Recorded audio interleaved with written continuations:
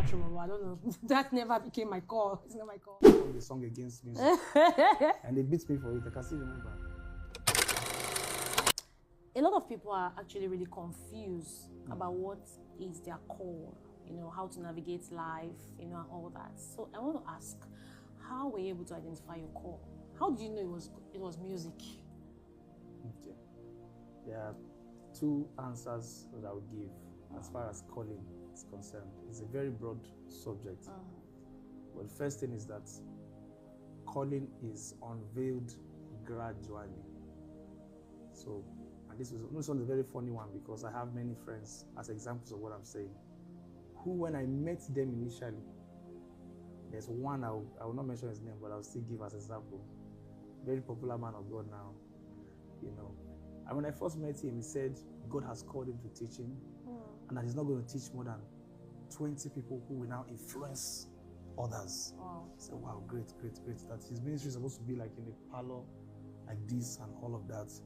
And he would just teach. The teaching would travel to nations like Andrew Womack one time, you know, when he was here. Years down the line now, this guy is pastoring with plenty branches all over the place. And I just smiled. I remember at that time, the parlor, when he was telling me those words. So your calling assignment, your, you know, all of that is unveiled season after season. So it's very dangerous to use today to judge tomorrow. What you know about today is limited, and God is unveiling you to you gradually. It's a gradual process. That's the reason why pressure should be off your life, because the one who is revealing you to you knows why he has not revealed this much to you yet. Because some of us are not even ready for what he's going to reveal. Yeah, we're not ready. We are classified information. Once Joseph saw a peek of his future, he started catching everything by his own hands. God had to be rearranging him because everything works together, but we don't realize that it didn't have to be as complicated as he made it. Who sent you to go and tell your brothers and your parents, and they end you up in the pit, they end you up in the... It looks like a beautiful storyline, but it didn't necessarily have to be like that. Jacob could have gone with his children to Egypt, and something might have transpired, and he would have started school there or something, and then rose to become, and they recognized him. Another story could have played out. But because he was under pressure, that information that he got, you know, made him to... So that's from all these ages of stories of, you know, men of God throughout history. Obviously, heaven has to be intentional with our generation by revealing as much as we can take. Some of us, the pride we will receive from the information will be the reason why we will not reach it. Okay, but Lawerence, I just want to make it. I want us to make it more practical, right? Some persons feel like they have to be passionate about something, so that can be a step to knowing what they should do, what their assignment is in life. So could it be that years is singing, you enjoyed singing, you just found yourself singing without the mic, you're baiting, you are singing, like my singing in the bathroom. That never became my call. It's not my call. Find yourself singing in the bathroom, you are strolling on the road, you are singing, you know. So could it be that there was a passion somewhere that was translated into a call? Yes, so more practically now, you know, when you look at your talents and passions, sometimes they are, you know, highlights to things that you're going to do in the future. From the age of 7, my brother and I, am a twin by the way, my brother and I started singing. That's God's way, right? Yes. So from primary school, we're singing, we're in the choir. And that has gone on. We're in every single choir you can imagine. Primary school, secondary school, that's a long fellowship, NYSC, church. You know, everywhere we've ever been, we're in the choir, even law school. So throughout the processes, you could see the hand of God on our music, training us for a future we were not yet aware of. Wow. Music was my worst subject. Are you serious? In primary school. Even though you were singing, it was your worst subject? Yeah, music was, because it just seemed, I don't know, it seemed a bit complicated. I just hated the teacher, I hated the subject, and I sung against music. And they beat me for it. I can still remember it. Wow. Or primary 4, sorry. And then my father got us a guitar at age 8 or 9. So all those signs will be showing up. But we didn't accept it. They got us a piano teacher. We frustrated him until he left. So wait, even though you were singing naturally, you got the equipment, the tools for it, but you still didn't. Yeah, we're not conscious of the fact that this is a calling. You can sing, you can sing. We're not even conscious of the fact that we could sing well. That's another funny story entirely. It was until SS1, SS2 when we realized, okay, our voices were good. So, but we didn't realize that there was anything to it, that there was a calling in that direction. Just notice that everywhere we are singing. Yeah. So at what point in your life did you notice that this one is my assignment? So that was SS2. SS2. SS2. I was in Was there secondary any school. notable encounter? Yeah, I'm trying to make it simple for people. Okay. Because once I say encounter, some people they will cut themselves. Hard. Encounter, yeah. Encounter. Yeah. I was excited about music at this point, and God was using us in secondary school, in boarding school, to lead worship, and things were happening. You know, people would cry. Just the presence of God through our music, and so I began to envision myself in future. You know, I had the name of the ministry. In fact, yeah, I was just daydreaming in the night on the bed. Wow. I would see the Glory Bringers. That was the name I had. Wow. So I was just getting intoxicated with the pictures. Not like God was giving me visions. I was journeying and daydreaming by the Spirit of God and trusting God for such a future where the cloud of glory will come into the building, people cannot stand. So that was SS2. By 100 level, when I was going to university, they asked me when I was about to get admission. That's the post-UME, post-UTME, which almost cost me my admission, by the way.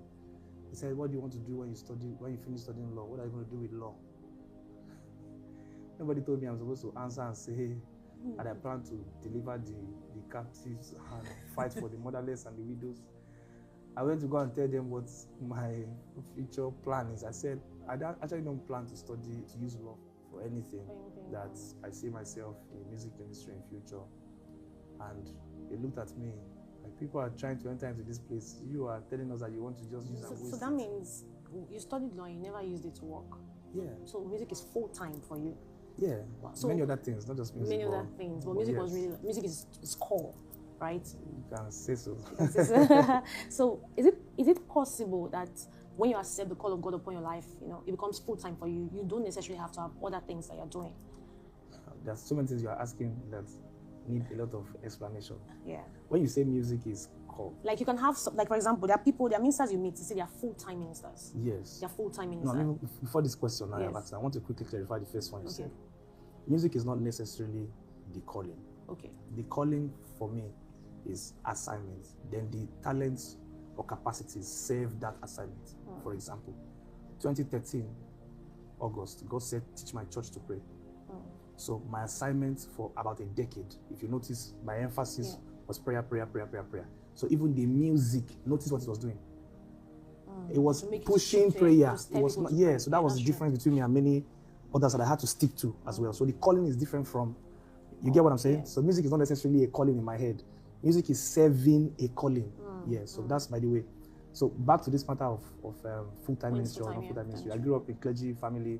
Full-time is what all of us are used to. Father never worked a day in his life. So naturally, I just never imagined myself working in an office. However, I don't believe that a person is on full-time until ministry is taking your full-time. That's something to mark. Yeah, you I'll don't say believe, that again. You are not on full-time if you are 3 hours on Facebook. Wow. 2 hours on Instagram. And 4 hours, even if you have 4 hours in the presence, which would really matter to count. But check them. Many of the full-time people are not praying. That's true. So what do you mean by full-time? You are being lazy in the work of ministry and calling it full-time. Go and work, Oga. Go and work. Go and work. If it's full-time, it will pay. That's true. Nobody gives themselves that with that kind of volume of time to anything and it will not pay. So that brings me to something else. If it's full-time, it will pay, right? So I met this person, because I'm privileged to meet a number of persons, but I can't sell. So I met someone who said to me that he really loves to sing. You know, God has called him. He sees himself in dreams. He sing, and people will fall under the anointing fall. And then he has joined the choir. He's been moving. He has a band, but he's hungry. He's hungry. Why is God punishing him?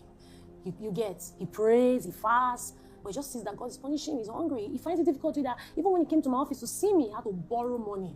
So what would you say about that? Because you said something very striking. You said full-time. Sorry, you said serving God pays, right? And if you really give yourself to it, it will pay you. But this is someone here, and then this is not just him. There are many people like this. So let me ask that guy. If that guy sits before me, I will ask him how many fastings he gives himself to.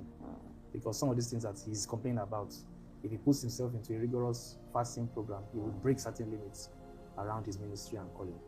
So that's one. Does he give himself to fasting? Does he give himself to prayer? Does he give himself to excellence? Excellence. If they give him the mic, fasting, prayer, excellence. if they give him the mic, what's going to happen? This is not you whining yourself. Anybody who has results will be sought after. This thing is just the fact, but we keep deceiving ourselves. There's no one who has results that will not struggle, to maintain his or her private life, because they will keep coming after you. The body of Christ is wired to latch on anyone they find that is happening. Yeah, once anybody has the hand of God on them, there are not so many.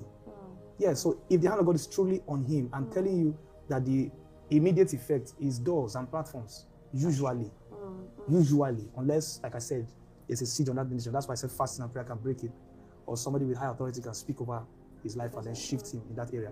But once the hand of God is strong on his life, usually it will lead to platforms, to lead to doors, and of course resources come from those platforms. So people will see the evidence. Yes, resources will begin to come, and then you do things excellently, because you can be doing things and you're not excellent, and they will treat you as such. Yeah, but when you're excellent in your presentation, usually it leads to kings encountering you, and then resources obviously from that. Resources obviously. And then structuring the ministry as well. You need to structure everything he's doing in such a way that there are opportunities for resources to come in through what he's doing. Okay, so now I understand it. When there's the hand of God upon your life and you are giving to fasting, prayers, excellence, and all that, the truth is, when people see this evidence, they will naturally get resources from them.